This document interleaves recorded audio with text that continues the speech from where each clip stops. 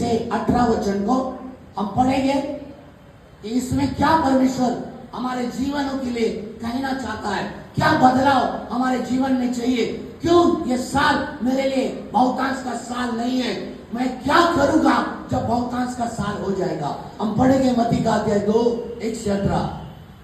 हेरोदेस राजा के दिनों में अब इसको कहानी को मैं फिर से दोहराऊंगा कि यरूशलेम से कुछ ज्योतिषी लोग आए और हेरोदेस राजा से पूछने लगे कि बेतलहम में एक राजा पैदा होने वाला है, हमने तारे को देखा है और तारा इस समय बेतलहम में आके रुका है, तो ये यहूदियों का राजा कहां पर है, हम उसे प्रणाम करने के लिए आए हैं। इस बात को सुनकर हेरोदेस राजा घबरा गया, क्योंकि वो समझता था कि मैं ही दुनिया का राजा हूं। और जब उसे पता चला तो उसने ज्योतिषी को कहा कि जब तुम्हें वो बालक मिले तो मुझे भी कहना, क्योंकि मैं तुम्हारे को प्रणाम करने के लिए आऊंगा, क्योंकि पूर्व में भविष्यवाणी ऐसे हुई थी कि बेतलहम में एक यहूदा के गोत्र का एक परमेश्वर प्रसन्न होने वाला इस दुनिया में आने वाला है। और सचमुच जब तारा का पीछा करते करते वो बेतलहम में आए और तारा जिधर रुक गया वहां पर उन्होंने उस जगह पर देखा तो एक बालक एक गौशाले में था। और जैसे उस बालक को देखा, उसकी मां को देखा, इन ज्योतिषियों ने सबसे पहला काम किया, अपने मुंह के बल गिरकर उन्हें दंडवत किया और अपना जो भी लोबान था, गंधरस था, सोना था, उस समय की जो बहुमूल्य वस्तु थी, वो उन्होंने उस बालक के चरणों में भेंट चढ़ाई और वो वहां से चले गए। और स्वप्न में यूसुफ जो यीशु के पिताजी थे शारीरिक, जो उनको स्वप्न में उत्तर आया कि स्वप्न आया कि तुम्हें ये छोड़कर, ये देश को छोड़कर मिस्र देश को जाना है। हालेलुया। इस कहानी को हमने कई हजारों बार हमारे बाइबल में पढ़ी रहेगी, पर मेरा आज का विषय यह है कि 2025 में मुझे क्या बदलाव लाना है। इन वचनों से 2025 में मुझे क्या बदलाव लाना है। पहला बदलाव मत्ती का अध्याय 2:1 और 2 वचन। पहला बदलाव मत्ती का अध्याय 2:1 और 2 वचन। जब भी यीशु के जन्म का जिक्र होता है तभी बाइबल बताती है कि इन बुद्धिमान ज्योतिष का नाम लिया जाता है। अगर इंग्लिश बाइबल अगर हम पढ़ते हैं तो वहां पर लिखा है वाइस मैन। क्या लिखा है? बुद्धिमान लोग, वाइस मैन लिखा है। एक्चुअली ये लोग ज्योतिषी, एस्ट्रोलॉजर थे। इंग्लिश में उसका वर्ड एस्ट्रोलॉजर है, पर बाइबल बताती है कि ये बुद्धिमान ज्योतिषी थे। क्यों इनको बुद्धिमान कहा? इनको बुद्धिमान कहने का कारण यह है कि परमेश्वर ने इन लोगों को जो भी दैवी, जो भी डिवाइन वार्निंग दिया, जो भी डिवाइन चेतावनी दिया, ये चेतावनी को दुनिया में अगर कोई समझने वाला पहला व्यक्ति था तो ये ज्योतिषी थे।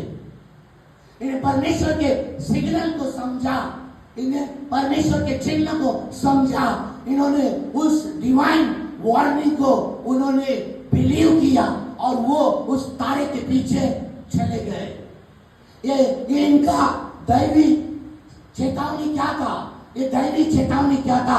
कि तारा जब भी हिलेगा तुम्हें उसका पीछा करना है। ये दैवी वार्निंग था, ये दैवी चेतावनी था। हालेलुया। पुराने करार में परमेश्वर अपने लोगों को कनान देश में लेके जाने के लिए परमेश्वर ने बादलों का उपयोग किया था। जहां जहां बादल जाते थे उस रास्ते से इजरायली लोग मिस्र देश का, उस कनान देश में जाने के लिए यात्रा करते। परंतु नए करार में परमेश्वर ने सारे जहां को, बादशाह को ढूंढने के लिए तारों का उपयोग किया, क्योंकि तारा ये चिन्ह था कि तारा जहां रुकेगा वहां दुनिया का बादशाह पैदा होगा। हालेलुया। और केवल ये जो एस्ट्रोलॉजर थे, ये ज्योतिषी थे, यही केवल तारों की बातों को समझते थे। सामान्य व्यक्ति तारों की बातों को नहीं समझते थे। परमेश्वर अपने आप को आपके जीवन में प्रकट होने से पहले, आपको कुछ ब्लेसिंग करने से पहले परमेश्वर आपको एक दैवी चेतावनी देता है, एक डिवाइन वार्निंग देता है, ताकि उस वार्निंग को आप आज्ञा पालन करके उसके गाइडेंस में चलकर परमेश्वर के ब्लेसिंग को पाए। उन ज्योतिषियों ने समझा कि ये जो है, जो जगत के बारे में, वो मसीहा के बारे में जो लिखा था, ये आज पूर्ण हो रहा है। और उसने उन तारों का पीछा किया, उस डिवाइन वार्निंग को समझा। कई यहूदियों ने देखा रहेगा, कई यरूशलेम के लोगों ने देखा, किसी ने बिलीव नहीं किया, पर इस तारे को ऊपर इस ज्योतिषी में बिलीव किया। हालेलुया। इंग्लिश में अगर हम इसे पढ़ते हैं तो ऐसा है कि divine warning for divine obedience with divine blessings.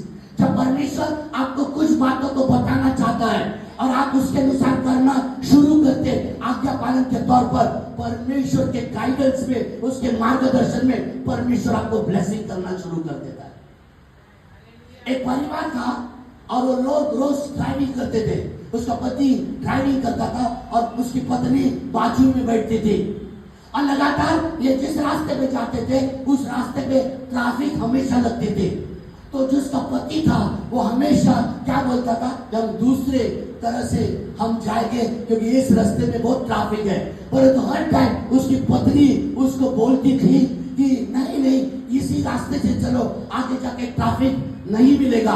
पर उस डिवाइन वार्निंग को उस पति ने समझा नहीं और हमेशा दूसरे रास्ते पर गया और उसे डिले होते रहा।